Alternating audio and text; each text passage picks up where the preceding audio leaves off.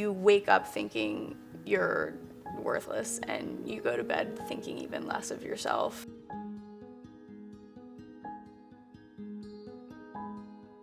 Living in a depressed person's head is pretty much just like being in prison all day. You feel completely isolated, you feel completely alone.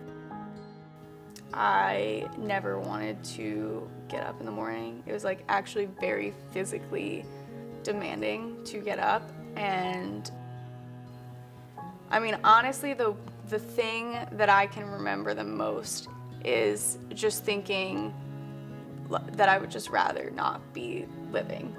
And not even a direct thought of suicide, but literally just going through the day, being in class, talking to friends, just being like, holy shit, I literally would rather not be alive right now. Like, life would just be easier if I didn't have to feel this weight on my shoulders.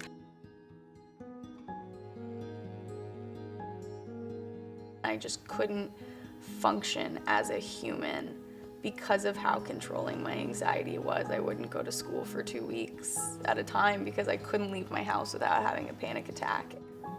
I had just gotten to a point where I realized the slippery slope that I was on, and I realized how much I hated myself and how much I didn't want to live and didn't think there was a point to living, and saw no value in myself or what I could contribute.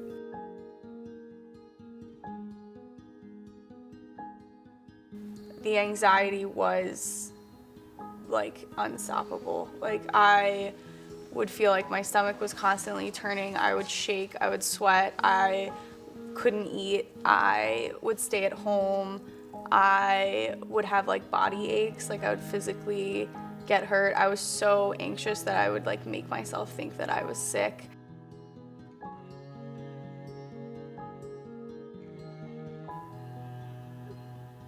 I, as a kid, had 2 attempted suicides, and I think the second time was much more of just an outright cry for help, honestly.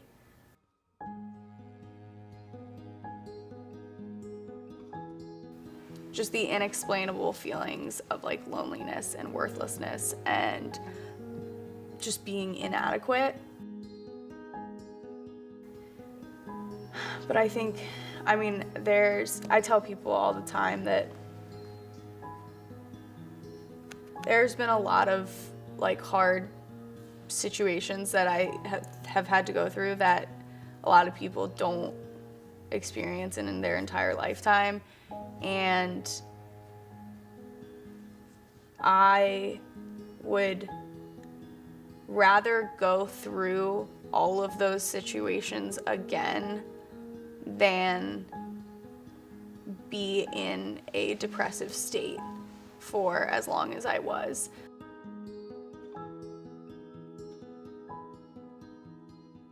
They were the only ones that knew what I was going through, and they were the only ones that knew the situation. And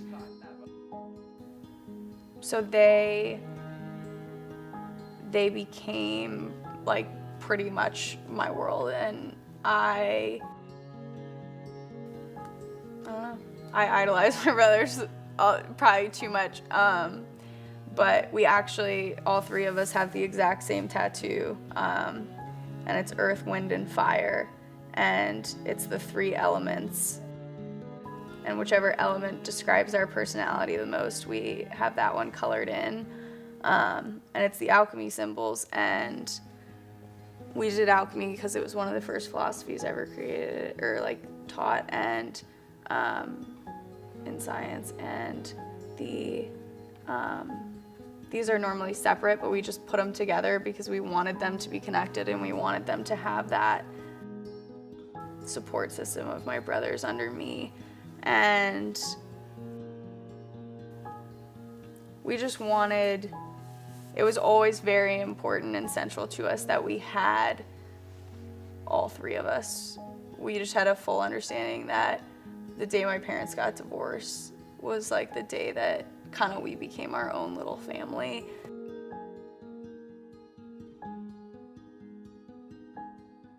I think really honestly until I got to college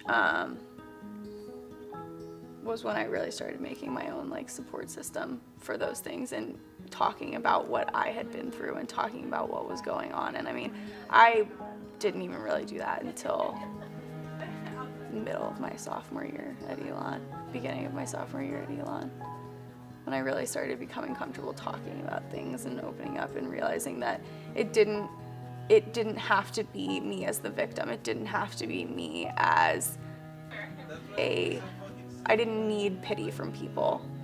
It was just a connection and showing people who I really was and letting them know when things were going on. And I don't know. I think that was really when I started to make like a support system.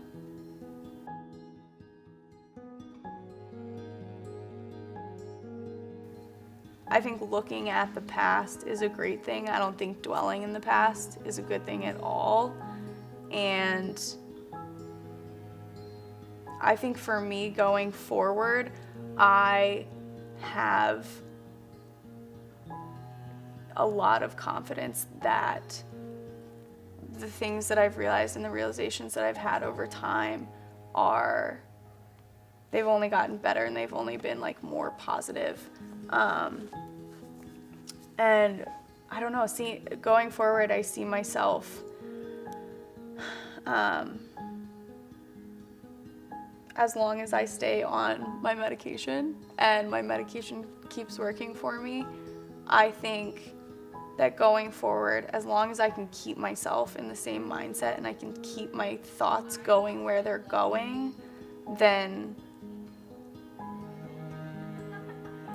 for the foreseeable future, for the next 8 weeks, whatever that is, I have a lot of confidence in thinking that I can at least take care of myself. I would never say that I'm never gonna deal with it or relapse in any sense, because I think that's completely possible. I think I could be a shithead in a year and stop taking my medication again and have a depressive episode. I don't think it's something that's ever really gonna be out of my life.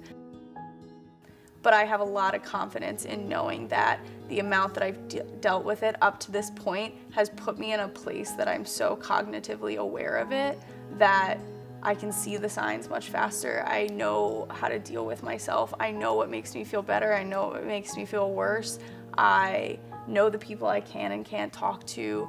And I'm just in a place where before I have so many things that I didn't have before. And I think I think being aware of it and being able to talk to people and